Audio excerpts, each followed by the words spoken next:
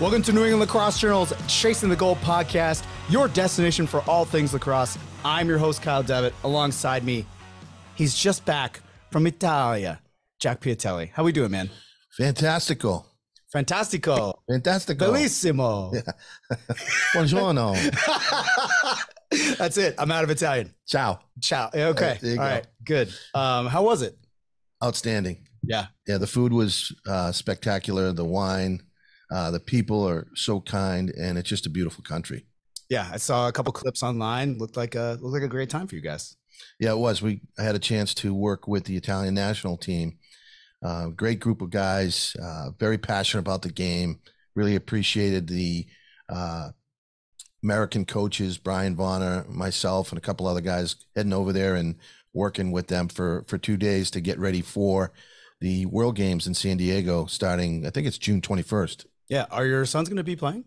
Yeah, my son John is going to play for Team Italy, and my son Brian may as well, depending upon a couple of things, but John definitely, and should be a lot of fun. So yeah, it was a great experience. You can get over to Italy. They're looking for anybody that wants to get involved to build the game over there. So if anybody wants to get to Italy, see what it's all about, help out with the Italian national team. What part of Italy were you in? Munich. No, it's in Germany. Yeah, I know. I was just testing you. Okay. I was in Milan, which is the fashion capital of the world. Yeah. Got to do a little shopping at the Gucci store. Went to Bologna, known for their tortellini. And I went to Lake Como, which is just an absolute breathtaking, beautiful place. Yeah. Awesome. That's great. You. Where's your family from originally in Italy?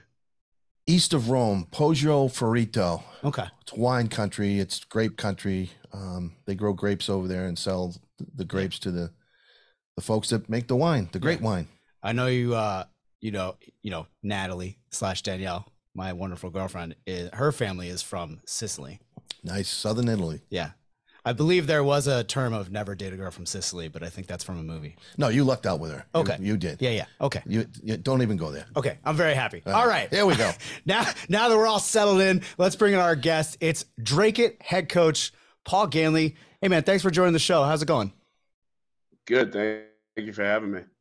Yeah, you guys off to a hot start. So hot. I wrote about you guys as a breakout team this year in the Merrimack Division. You have a ton of great players. The most notable one, I believe you and I talked about him, is Brock Maris, committed to Rutgers. Just an incredible bulldog of a human being at the X. What can you tell me a little bit more about your team? Outside of Brock, we have a great group of kids. Tim and Carter, who is a midfielder for us, plays both ways. Just goes up and down the field, just doesn't stop, for all 4 quarters. Then we have a freshman, Owen French, who's playing really well for us. He had the game winner in overtime on Tuesday against Pentucket. And then, rounding up the offense, we have Asher Talbot at attack and Colby Donner at attack, who are individual players. They hustle really hard. They ride really well. If there's any 50-50 ball, that's in the attack side of the field, 9 times out of 10, they're coming up with it. And then on defense, we have Chuck Mariganis, who's a junior, who's committed to Marist. We have Joe Wilkie, who's a senior, who's committed to Wentworth. And we have Nick Riveras, who's a senior, and he is committed to WNE. And all 3 of those guys, play really great together as a unit down low. And right now we're rotating in 2 goalies, junior Jeff Santos, who's been great for us, played for us last year, led us all the way to the Final Four. And then we have newcomer Devin Hoffman, who's been playing really well for us in his times when he steps in. So you're not so we feel like we have a good group of kids. Not sending any kids to NEC What's yet. That? Not sending any kids to NEC yet. I'm trying, but I don't know what's going on. I keep trying to push the NEC train, and I don't know, for some reason it's the WNE train lately. So I'm gonna give some background here with Paul and I. So we know each other because my brother. I'm glad I came today. Yeah. No, you can have your turn when it's time. No, I'm being honest. Yeah, I know. I'm really glad you're here too, man. I miss you. Get a little history. Yeah, get a little history. Paul played at NEC, played defense with my brother. My brother, affectionately known to everyone in the NEC community as Fuzz. His real name is Jesse. He just moved back to Henniker. We're Henniker kids, so we're what the NEC guys call townies, which is, I mean, that's kind of a mass term, but it's definitely been adopted. And then I think the freshmen still called Nuggets when you were there at NEC? Yeah, they were. Nugget night was one of the biggest memories I have of that place. It's there's such a culture with that school. I think it's better known, I think, for soccer in terms of like sports and things like that. But NEC really got built up in the mid 2000s after Gilbert, right? Was your coach? Yes, he was. Gilbert now, and now it's Judd. I don't know his last name. What's Judd's last name? God, I don't even know. I just know him as Coach Judd. Coach Judd, yeah, that's exactly Coach Judd at NEC. Still building the program over there in the Commonwealth Coast. It's always interesting. I had no idea it was him when I was talking to him yesterday for this article, and he's like, "Do you remember me?" And I'm like, "What are you talking about?" And he's like, "I played with your brother at NEC." I was like, "Oh my God, I knew the name was familiar. Oh my God!" And then I could picture his face and had a good conversation about Dracut. I think it's an interesting team because it's what, Division II. You're playing some of the top teams in that division. You're playing like, Bill Ricca, I think is probably the main one, right? They're the main one that kind of comes out of there usually every year. Yeah, so I'd say, Bill Ricca, North Andover, and Chelmsford are always the big teams that we look up to and try to emulate, and compete with year in and year out. Starting the season every year with Bill Ricca, is a challenge, but it's one that we look forward to every year. Yeah, I think this year's score is a little tighter than last year's, right? You holding your own. Yeah, 13-6. Yeah, last year was a tough one, but this year we held it together for 3 quarters, and then the fourth quarter didn't go too well, but we were in it for a while. Coach, tell me a little bit about Dracut lacrosse in general, the youth program, and the interest in the growth in the game over the years. Yeah, so I've been there since 2014, and I remember walking into my first meeting in 2014, and there was 17 kids, and I thought to myself, wow, what are we going to do with 17 kids? And slowly but surely, as the years have gone on, it's been built up more and more each year. So each year we're getting an influx of players that come in and are interested in playing. And, not only are the new kids a combination of youth kids that have played for a while, but we also just go out and recruit athletes, and try to do the best we can with putting a stick in their hand and teaching them the game across on the fly. So we've done that the last couple of years.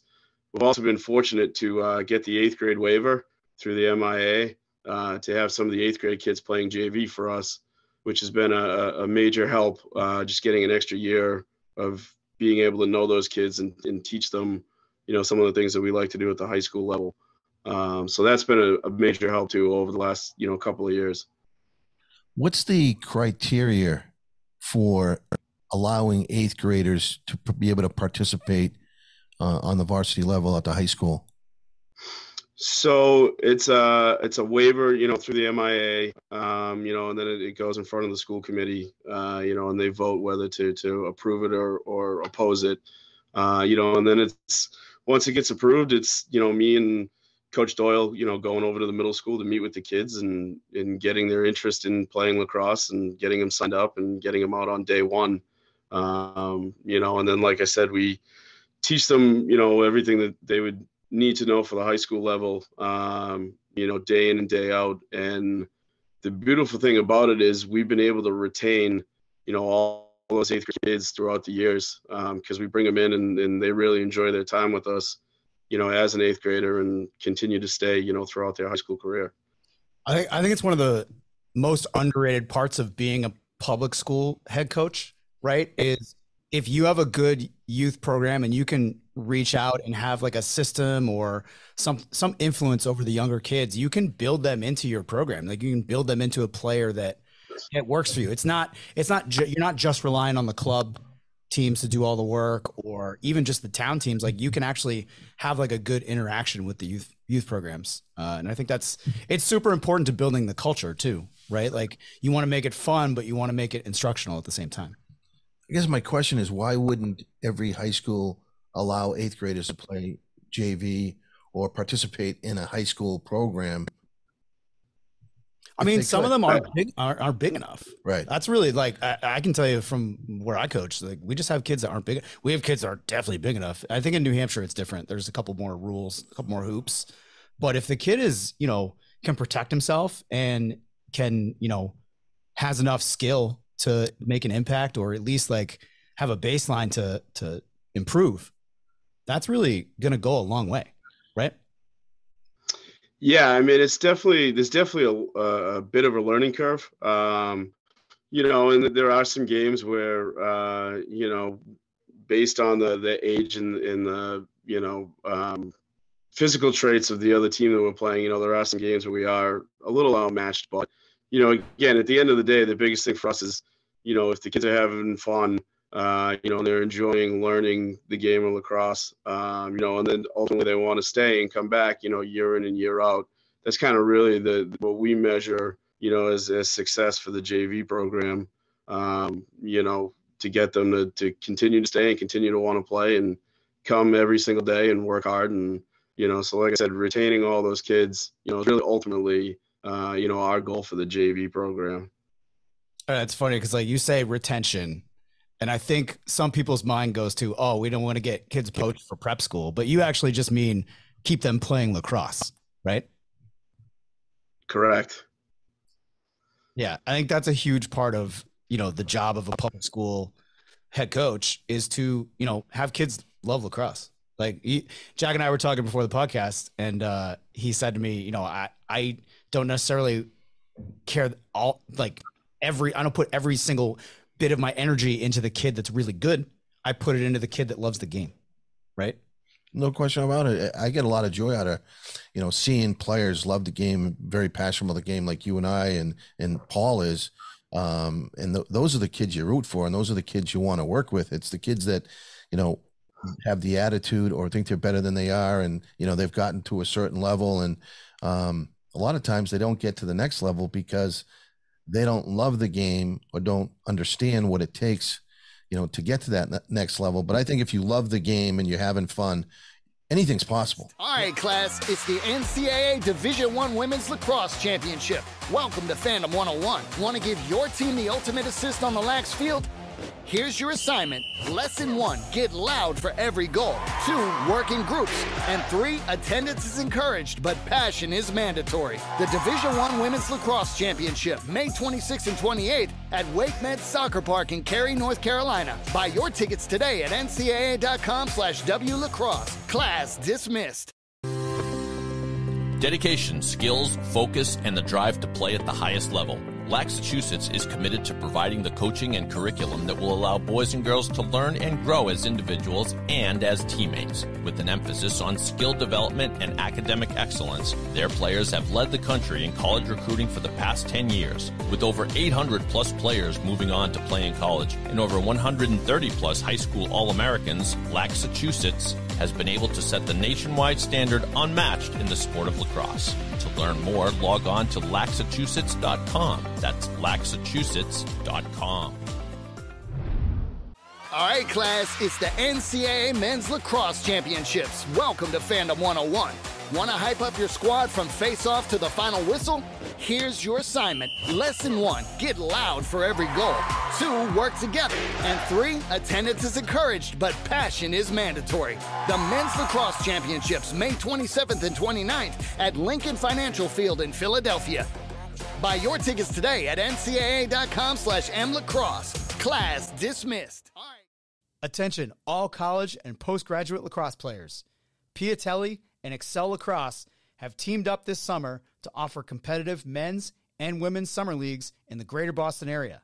These summer leagues begin the week of June 19th at Brandeis and are open to players 18 years old and older. So if you're not ready for lacrosse season to end, or you just want to get back out there and relive the glory days, check out piotelilacrosse.com for more information and registration. Paul, what was your background as a player? So I grew up in Burlington, Burlington, Mass, played hockey growing up, started picking up a lacrosse stick when I was in seventh grade. I just fell in love with it. To me, it was hockey in the spring, you know what I mean? And then as I started to learn more and more about it, the intricacies of the game and all that stuff, it just grew on me. And then, I played at Burlington High School and never really considered, playing in college until my high school coach said to me, my junior year, like, I think you could play in college. And then I was hooked from there. And then obviously, went on to NEC and played there, for 4 years and, graduated and then went into coaching because I just stopped being associated with lacrosse, and I've been doing it ever since. When you got to NEC, what was the first thing that went through your head? I'll never forget. I walked into a team meeting in the CEI building, and I was one of 30 freshmen, and I thought, oh, God, I'm never going to see the field. And, as time went on, I just kept working as hard as I could. And before I know it, one of 30 turned into one of 4, by the time I was a senior. That was my first memory. And then, my second memory of being at NEC was the Depot Hill runs, which were like the worst thing ever by the Science Building. And we would do those in January. I thought, oh my God, what crazy person wants to do this? But, we just kept doing them. And, like I said, I loved my time at NEC and I loved playing there, and everything about Henniker and the school and the program. And, still to this day, I talk to kids that I played with, way back when. That's an interesting stat.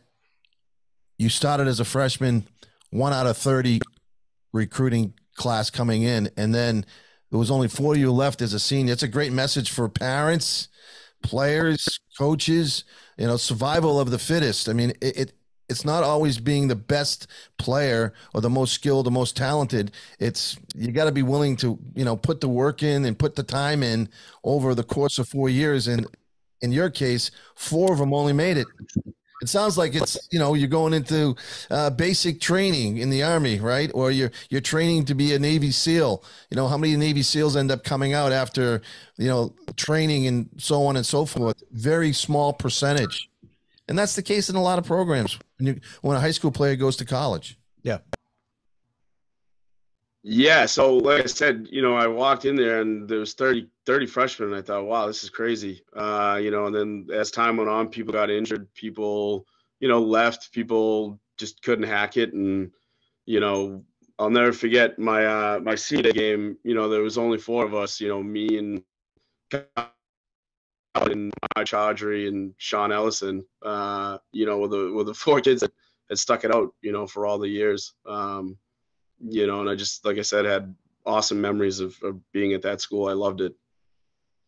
When did you decide after your college career was over to become a coach? Like, what made you do that? So I remember I graduated in May and I thought, I didn't know, I was 22. I had no idea what I wanted to do. And then my high school coach, was working with the youth lacrosse program at the time and said to me, I could use some help coaching the Suns team.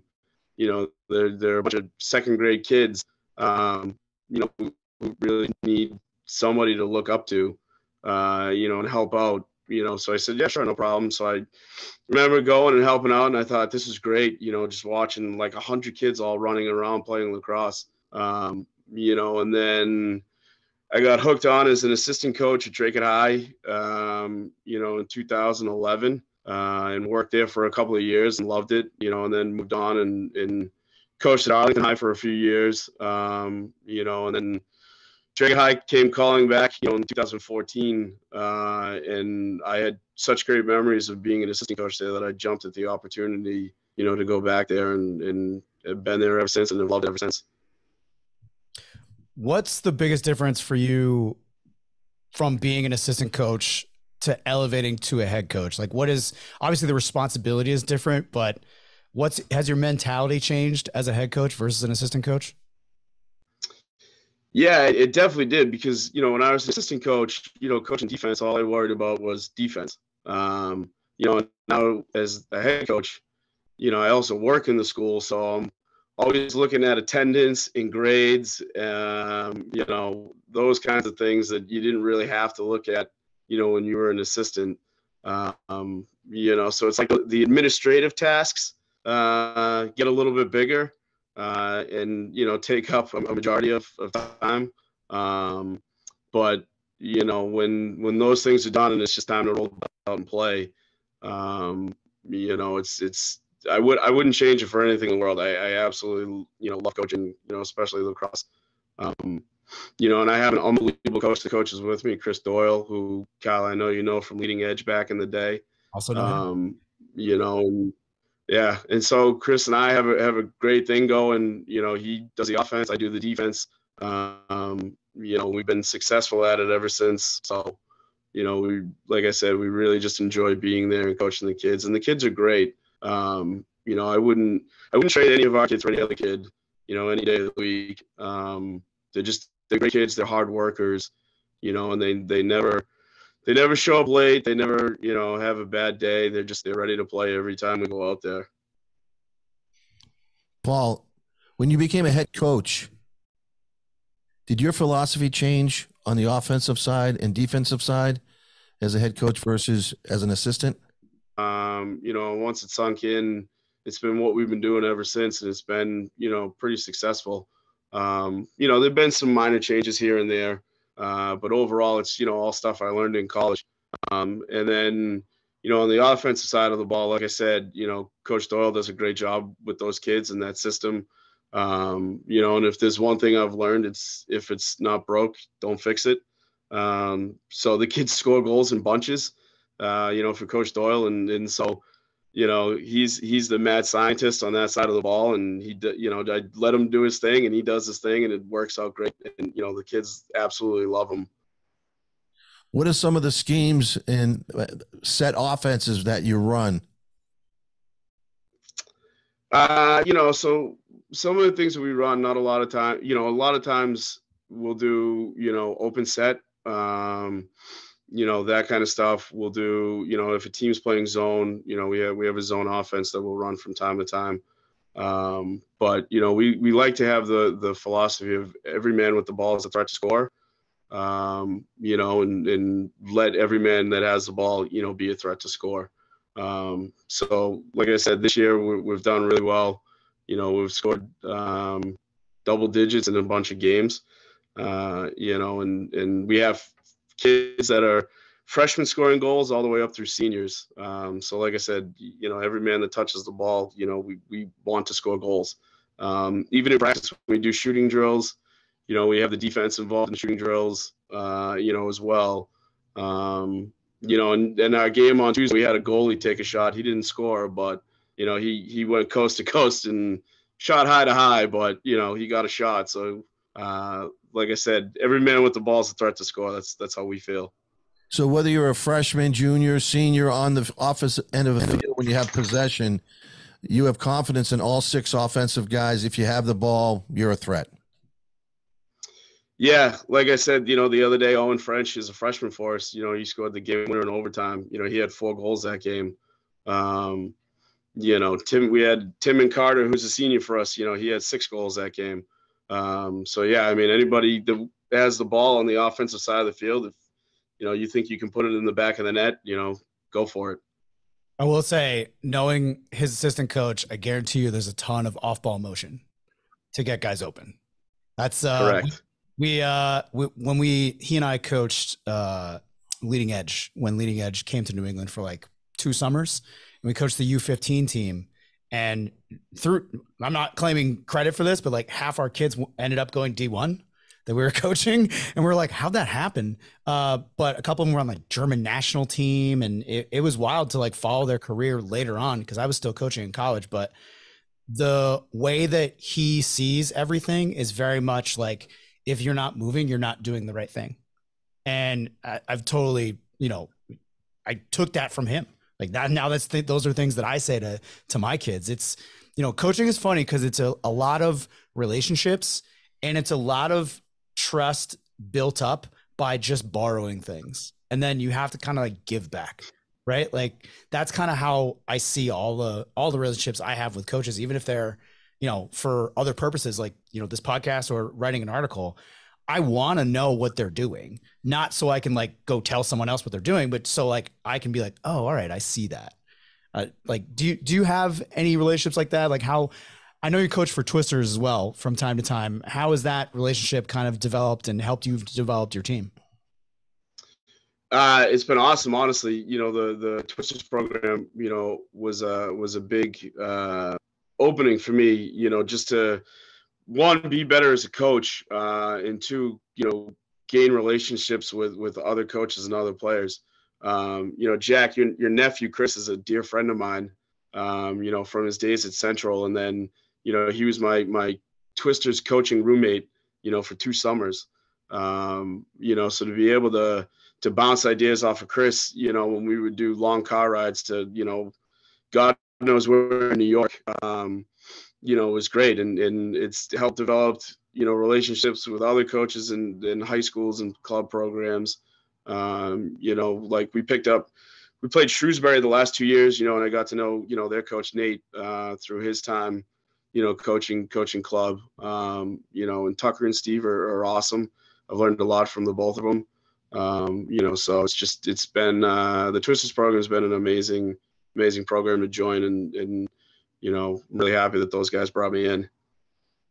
Sorry you have to spend so much time with my nephew. Oh, Chris is awesome. I miss him. No, just saw him the other day at a game. Just had a big win. Yes. Yeah.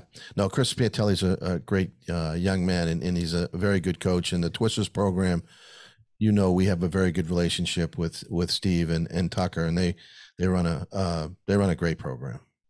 Yeah, both alums of the podcast. Now we got another one. We'll just bring in all the coaches. And Chris Piatelli. And Chris Piatelli. You're right. Exactly. Right. Actually, twice. He's been on twice because he did the summer showcase when we went to do the Piatelli showcase. That's right. He was on twice. He told the same story. Of course he did. Of course he did. Well, he's a Hamilton grad too. Yeah, he is. Hey, they're doing all right this year. You can't get mad at the Continentals. Although, never call them the Colonials. That was bad. I did that once in an article by mistake. Ooh. Those mean 2 very different things. You must have heard it. I got it both barrels in the face. Hey man, people make mistakes. So I guess kind of wrapping up here. I know coach actually has a bus to catch, so he has to get out of here. But I wanted to talk to you a little bit about some of your goals for the team this year. Like what are some of your culture philosophies that you can share with people, and your goals for this season in 2023? Our culture philosophies are, stuff that people have heard, any kid that's played sports has probably heard, but it's something that we truly believe in, and that's putting the team first. So we believe in that and hard work, and being a good member, in the Dracut community. Our kids do countless volunteer hours for the Dracut youth. We did fall clinics for the Dracut youth. We did actually a six session clinic for the kindergarten kids last year. And that was great. That was one of the funnest things that the high school boys enjoyed doing after practice was, teaching kindergartners who didn't know how to hold a stick and had helmets that were way too big for them, learn the skills of lacrosse. So that's kind of our culture. And then, our goals for the year, obviously our goal is to state title. We've gone to the Final Four 2 out of the last 3 years and just haven't really been able to get over that mountain. So this year the goal is to get over the mountain, however way possible. And, Coach Doyle and I have a saying that we tell the kids all the time, and that's, be comfortable being uncomfortable. Just that we're going to try to push you and work you as hard as we possibly can so that we can finally, get over that mountain and achieve the goal of being a state champion. All right. Well, Coach, hey, great luck against Westford Academy today. That's what you're playing, right? Yes, sir. Let me redo that. All right. Well, we want to wish you good luck against Westford Academy. And thanks for coming on the podcast, man. It's great to catch up. And I'm glad we didn't get any stories on here that could have gotten us both in trouble. It's a good. Yeah, I'm with you. I got my wife told me make sure I don't say anything that gets me fired. It's a good call. That's what we tell Jack every time he puts the headphones on. You're safe, Paul. Paul, pleasure meeting you and getting a chance to know you. Yeah, thank you. I appreciate you guys having me on. And thanks again for listening to New England Lacrosse Journal's Chasing the Goal podcast. For Jack Piatelli, I'm Kyle Devitt. We'll see you next time.